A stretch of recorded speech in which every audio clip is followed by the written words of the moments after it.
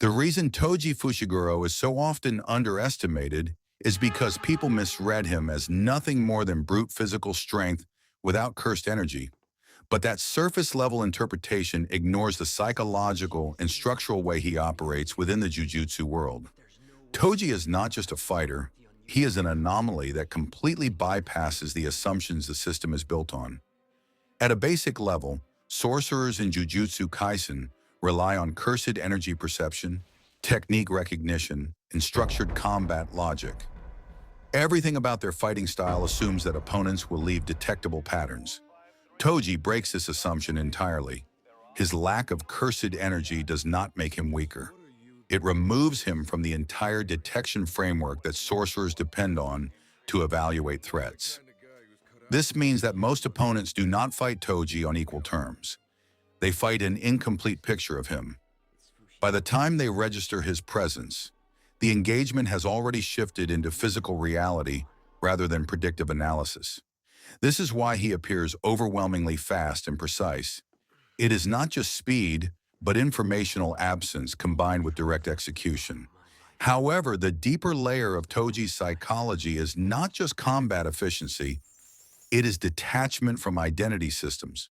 He does not define himself as a sorcerer, nor does he rely on the cultural or institutional meaning attached to that role.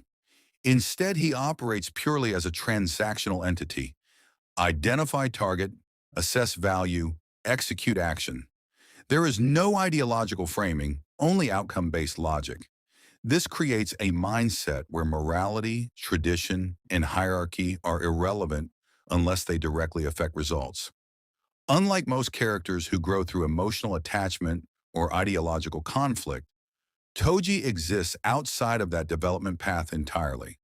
His decisions are not influenced by belief systems. They are shaped by practicality and survival optimization. This becomes more visible when comparing him to characters like Satoru Gojo. Gojo represents mastery within the cursed energy system, peak performance inside structured rules. Toji represents something fundamentally different, effectiveness outside those rules.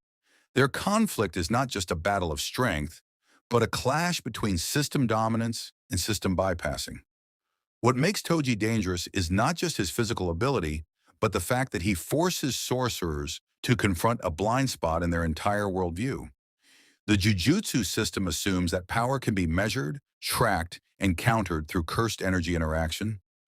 Toji removes that layer entirely, turning combat into something raw and unpredictable from the perspective of those relying on traditional perception.